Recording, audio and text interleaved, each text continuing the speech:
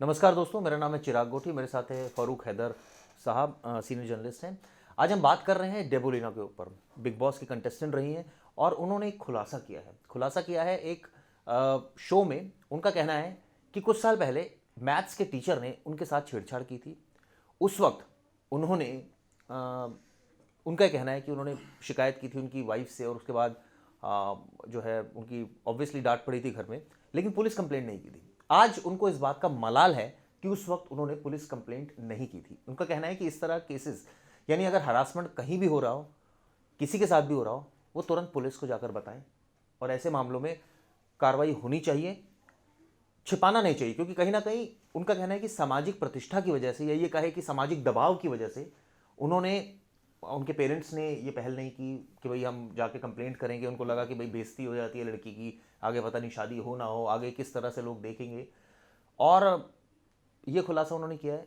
तो ऐसे में अब सवाल ये उठने लगा है कि क्या वाकई कुछ लड़कियां हैं, क्या वो डर की वजह से, या ये बात कहे कि सामाजिक प्रतिष्ठा की वजह से, या एक दबाव की वजह से कंप्लेंट नहीं कर पाती है। एक केस मेरे बहुत नोन थे उनके, उसमें भी सामने आया था। उनके घर में एक नौकरानी थी, वो, उसके संबंध एक दूसरे नौकर से हो गए थे, और ऐसे में उससे संबंध हुए। वो जो नौकर था उसको ब्लैकमेल करके उससे संबंध बना रहा था। किसी तरह मालिक को पता चल गया और उन्होंने इस बात का विरोध किया। लड़की को कहा कि वो उसके खिलाफ कंप्लेंट कर दे। लड़की तैयार नहीं, क्योंकि लड़की बहुत गरीब घर की थी। उन्होंने कहा कि सामाजिक प्रतिष्ठा की बात है, और कई खुलासे उसने लड़की ने किए बाद में कि वो मुझे बहुत प्रताड़ित करता था, जो दूसरा नौकर था। मालिक ने ये सोचा कि ऐसे में घर की बेइज्जती होगी, तमाम चीज़ें हैं, तो उसने सारी बात रफा दफा कर दी कि छोड़ो, आगे नहीं होना चाहिए, और बात आई गई हो गई। ये केस एक हुआ, और अब डेबुलोना के केस की हम बात कर रहे हैं। हैदर भाई, किस तरह से समझते हो इन तमाम चीज़ों की? देखिए, वेवोलिना के जो केस है उसको दो पहलुओं में समझा जा सकता है। पहला ये कि अक्सर स्कूलों में या कॉलेजों में लड़कियों के साथ ये चीज़ें होती हैं, और कई बारी वो सामाजिक दबाव में या फिर इस दबाव में कि कहीं अगर वो शिकायत करेंगी, खुल के सामने आएंगी, तो उनके परिवार वाले उन्हें स्कूल भेजने से मना ना कर दें, इस वजह से वो शिकायत नहीं करती। दूसरी वजह ये भी होती है कि उनको ये रहता है कि शिकायत करेंगे तो साथ में उनका नाम भी बदनाम होगा। तो इन चीज़ों से जो है, वो जो इस तरह के टीचर होते हैं जिनकी गंदी नीयत होती है, गंदी नज़र होती है, उनको बढ़ावा मिलता है। लेकिन देवोलीना के केस में अगर हम बात करें तो अब यानी इतने सालों बाद उनको ये बात याद आई। तो और ये सिर्फ इनके साथ नहीं है। अभी हमने कल ही एक स्टोरी करी थी कि डियागो माराडोना के ऊपर इल्ज़ाम लगा कि उन्होंने एक लड़की का रेप किया था, और वो लड़की सामने आई उनके मरने के कई सालों बाद। तो ये मामला काफ़ी पुराना था। तो इन दोनों केसेस में आपको सिमिलैरिटी मिलेगी। होता क्या है कि कई बारी जो शोबिस से जुड़े होते हैं, जो इंडस्ट्री से जुड़े होते हैं, फिल्म या टीवी या मॉडलिंग, तो वो भी इन चीज़ों का इस्तेमाल अपनी पब्लिसिटी के लिए करते हैं। ठीक है, मैं ये नहीं कहता हूँ कि देवोलीना के साथ ऐसा नहीं हुआ होगा, लेकिन उन्हें उसकी शिकायत उसी वक्त करना चाहिए। और और उस वक्त तो वो खुद ही बता रही है कि वो इसलिए नहीं करा क्योंकि सामाजिक, और ये बात बहुत बट नेचुरल है, क्योंकि मैंने एक एग्जांपल अपनी आंखों से देखा है, इनफैक्ट एनालाइज किया है कि मेरे एक जानकार के यहाँ इस तरह की घटना हुई, जिसमें एक नौकरानी जो थी, वो एक दूसरा नौकर था, एक नौकरानी का हैरासमेंट कर रहा था, और ऐसे में जो मालिक था वो ऑब्वियसली उसने आई गई बात कर दी। नहीं, इस केस में जो आप ये केस बता रहे हैं, इसमें सारी गलती मुझे लगता है सरासर मालिक की है।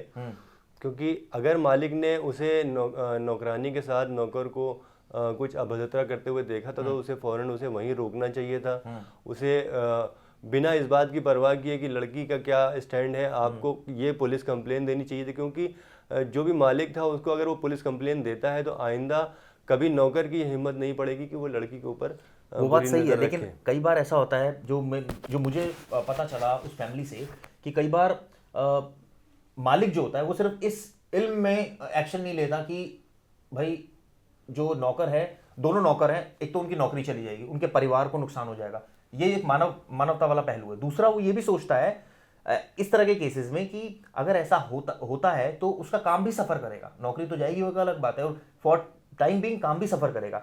तीसरी चीज़, जो ऐसी चीज़ों में ज़्यादातर सोचा जाता है कि कई दुश्मनी जो है वो ना पैदा हो जाए, कई नौकर एक ग्रजेस पाल ले कि भाई ठीक है, जब मैं बाहर आऊँगा तो मैं बताऊँगा आपने जो है वो मेरा सत्यानाश कर दिया, मुझे जेल में भिजवा दिया। क्योंकि देखिए, ये दोनों की रजामंदी थी तभी हुआ। लेकिन चूंकि मालिक ने देखा तो उसने इस बात का विरोध किया और समझा दिया कि चलिए आगे से मत कीजिएगा।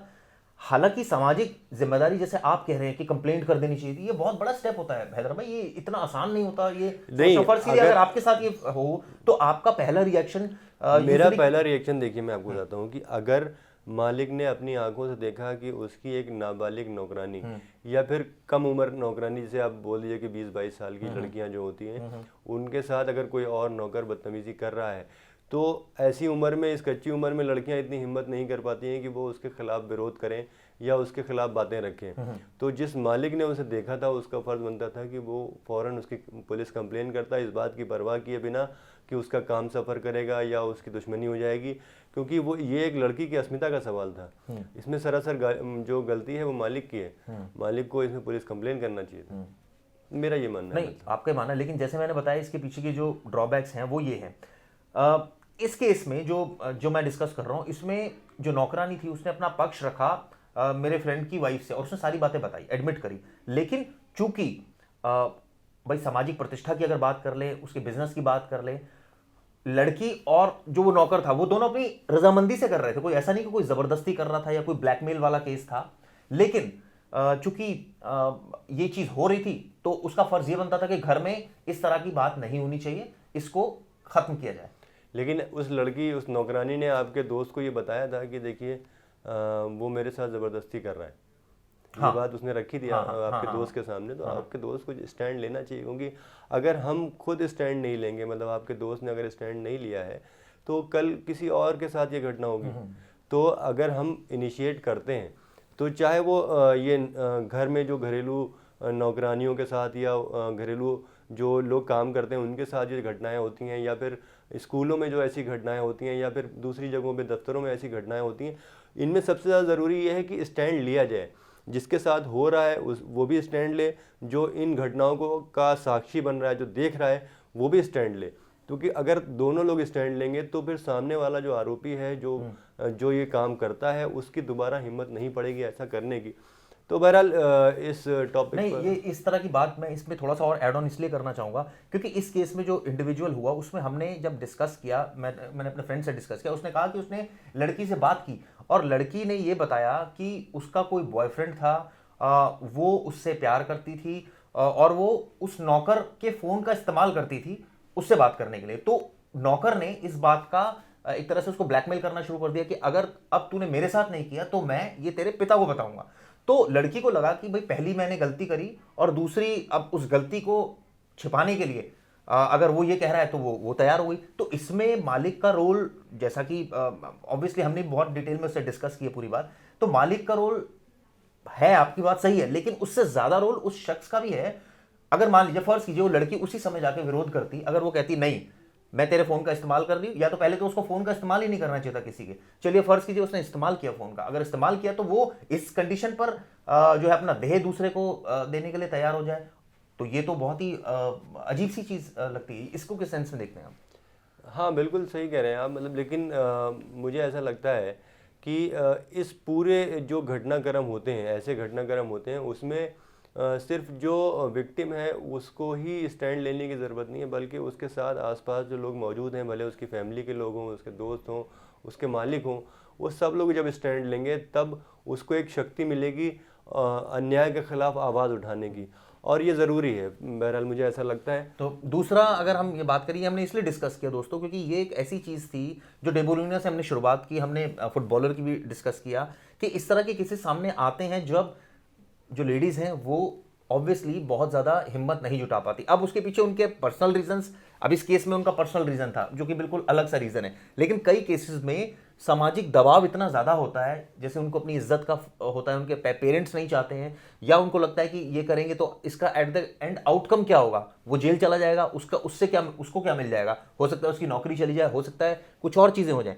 तो ये ऐसे रीजंस होते हैं जिसकी वजह से जो लड़कियां हैं या महिला हैं वो आगे आकर स्टैंड नहीं ले पाती। डेबोलिना ने जो बताया, ऑब्वियसली टाइम फैक्टर इसमें जरूर है कि बहुत टाइम बाद उन्होंने बात डिस्कस की, लेकिन उन्होंने हैरासमेंट की बात जरूर डिस्कस की। तो ऐसा नहीं है कि ज़्यादातर लड़कियों की अगर हम बात करें, चाहे वो ऑफिस या जॉब करती हो या फिर वो किसी बिजनेस फील्ड में हो या कहीं किसी भी फील्ड में हो, कहीं ना कहीं ये हैदर भाई इस बात को आप इत्तेफाक रखते हैं कि जो रिसर्च कहती है, काफ़ी जो लेडीज़ है, मैक्सिमम लेडीज़ जो हैं वो एक तरह से कहा जाए ह्यूमिलेशन अपनी लाइफ में एक आध बार फेस करती हैं। जाहिर तौर पे मतलब कई बारी महिलाएं कई बार इस तरह की ह्यूमिलेशन स्कूल लेवल पे, कॉलेज लेवल पे, ऑफिस लेवल पे या घरेलू स्तर पे भी ये सब चीज़ें झेलती हैं। तो इन सब देखिए समाज में ऐसे लोग मौजूद रहेंगे और उनको सुधारने की ज़रूरत है। अगर वो नहीं सुधरते हैं तो ये ऐसी घटनाएं होती रहेंगी। अब ये सुधरेंगे कैसे? सुधरेंगे तब जब इनके खिलाफ, इनके जो कुकर्म है उनके खिलाफ समाज और जो विक्टिम है वो स्टैंड लेगा। अगर वो स्टैंड नहीं लेगा, उन्हें बढ़ावा देगा, तो वो आज इसके साथ कर रहा है, कल वो किसी और के साथ ठीक बात करेगा। है, बिल्कुल ठीक बात है। बहरहाल मुझे लगता है कि हमारे वीडियो की ड्यूरेशन काफ़ी ज़्यादा हो गई है और हम लोग कल फिर एक नए टॉपिक के साथ आएंगे। तब तक के लिए नमस्कार। नमस्कार।